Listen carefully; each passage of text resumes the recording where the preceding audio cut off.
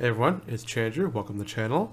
This is part 2 of opening up a Upper Deck MVP Hockey Blaster Box and using the hits to draft a fantasy hockey team. If you haven't seen the video of part 1 where I opened the blaster box, check that out on my channel first. Today's draft night. Let's see who we draft. Here we go.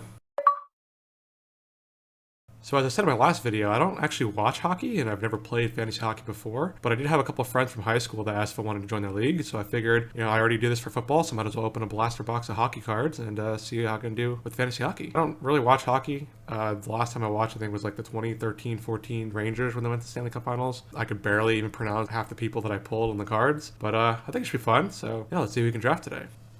So this video is just going to be a recap of the draft since it's a long draft, 21 rounds, a lot of downtime between picks.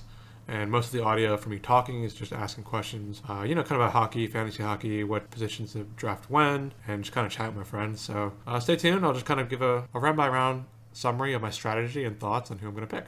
So since I'm not too familiar with hockey and the players and the teams, I did go ahead before the draft and cue all the players that I did pull in the cards, just to make it easier for the draft. So I am draft position 5 out of 8. And in the first round, I already was kind of torn on who to pick, since I did pull a Connor Hellebuyck card, who is the Winnipeg goalie, and he, according to ESPN rankings, and kind of using that as my basis since I'm not too familiar with hockey. He was ranked the highest on my board, but I was told that goalies could be hit or miss, and the production that they could give your team might not be as high as a different position. So I did go pick Cale Makar, Colorado defenseman, as my first pick. Let me know in the comments what you guys think of my first pick, and let me know if you guys would have picked someone different based on the cards that I pulled and the options that I had. And I do want to point out that I did pull a David Pastrnak card from the Boston Bruins, but he was picked right before me at pick 4, so he wasn't available for me. So you snooze, you lose. Before my next pick, 2 of my goalie targets were drafted: Connor Hellebuyck with round 1, pick 8, and Jake Ottinger with round 2, pick 2. So I decided that for my second round pick, I'm going to focus on a goalie, because after this, it kind of gets a little bit shaky on who I have for options for goalie. So with that being said, Andrei Vasilevskiy, welcome to the team. Got my goalie round 2. And do remember that I did pull a Silver Script signature Andrei Vasilevskiy card from the blaster box, which was not a guaranteed hit, so that's nice that he's on my team now. So now that I got my goalie out of the way in round 2 with Andrei Vasilevskiy, I'm focusing kind of on best pick available for all the other positions. I decided to go with the forward this round. And unfortunately for me, that the 2 centers that I was looking at, Macklin Celebrini from San Jose and Jack Hughes from the Devils, were both picked before mine. So I guess William Nylander it is. So for round 4, I was looking at Alex Ovechkin, since, I don't know hockey, but I do know Alex Ovechkin, since I believe he broke Gretzky's record this year. Unfortunately, he was picked at the beginning of the round, so I'm looking more towards the center from the Vegas team, which was Jack Eichel. So round 5 is kind of where it gets a little bit of a drought for my draft pool, again, based on whoever I pulled a card for. Again, just going by the ESPN rankings here, since I'm not too knowledgeable of hockey, that would be Steven Stamkos as my next best pick available. And again, as someone who was on the bandwagon about a decade ago, Steven Stamkos is a familiar name with me. I believe he was on the Lightning last time I heard about him. So I figured, a veteran still in the league, couldn't be a bad pick. Okay, looks like Jake Guentzel's still on the board. He's probably my next best pick available, again, based on the cards that I've pulled. So I guess we're going for another forward. Okay, so looking at my draft board of players that I've kind of prepared before the draft started, I did have a couple players after Guentzel, but they were already drafted. Braden Point and Tim Stutzel were drafted round 4, and Sam Reinhart was drafted round 5, right after I drafted Stamkos. So it looks like next best available is Elias Peterson. Okay, so again, looking at the draft board, again, just looking at it based on the ESPN rankings, since I'm not too familiar with hockey and the players.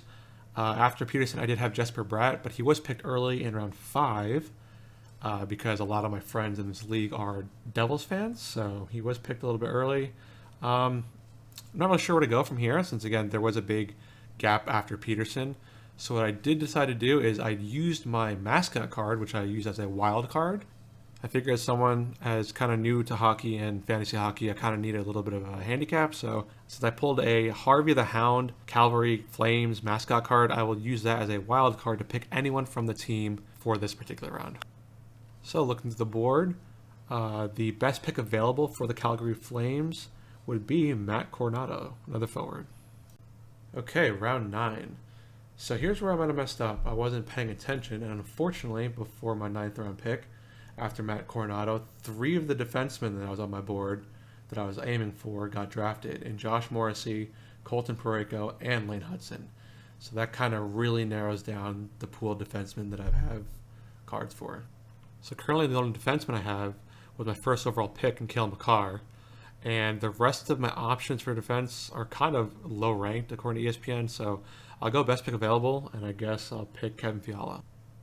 Well, after missing out on a defenseman around 8 to 9, a lot of my defensemen are actually ranked pretty low, so I'm going to go for best pick available, and they're all forwards.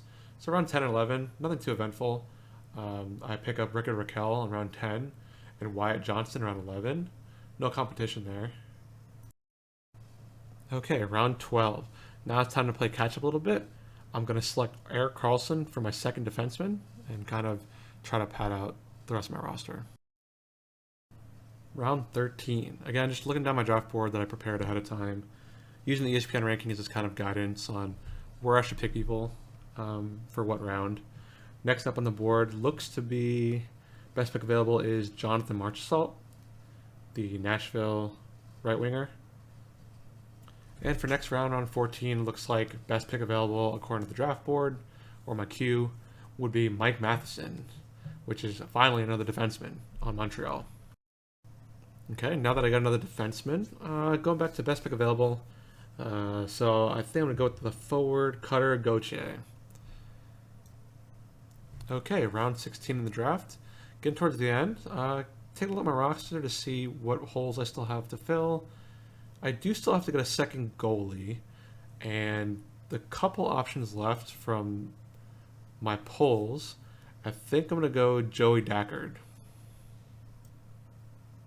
Okay, so around 17, there's only 2 more defensemen from the cards that I pulled in the blaster box, which would be Morgan Riley and Gustav Forsling. So, and I don't think they're going to pick this round, so I'll go best pick available again.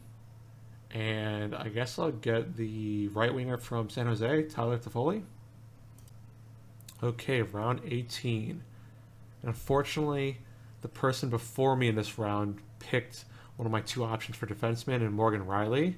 So my only other option left is Gustav Forsling. So he'll be my 4th defenseman for my team. No defenseman on the bench. I've actually run out of defenseman cards, so we'll see what happens, I guess, if there's ever an off day. But for right now, I got to lock it in. Last defenseman on my board.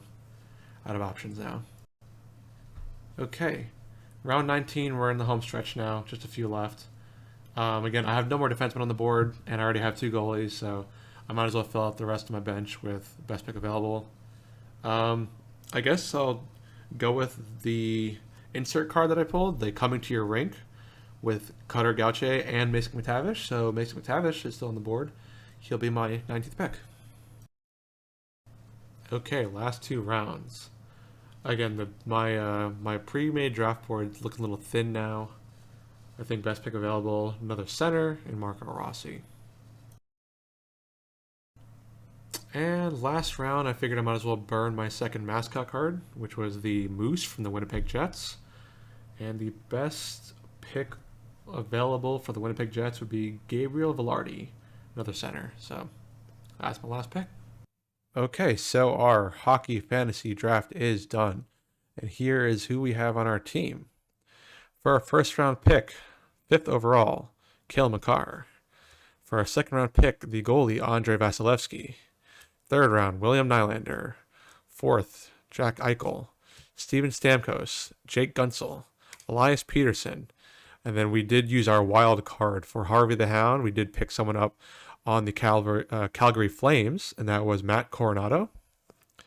Then we have Kevin Fiala, Rickard Rakell, Wyatt Johnston, Erik Karlsson, Jonathan Marchessault, Mike Matheson, Cutter Gauthier.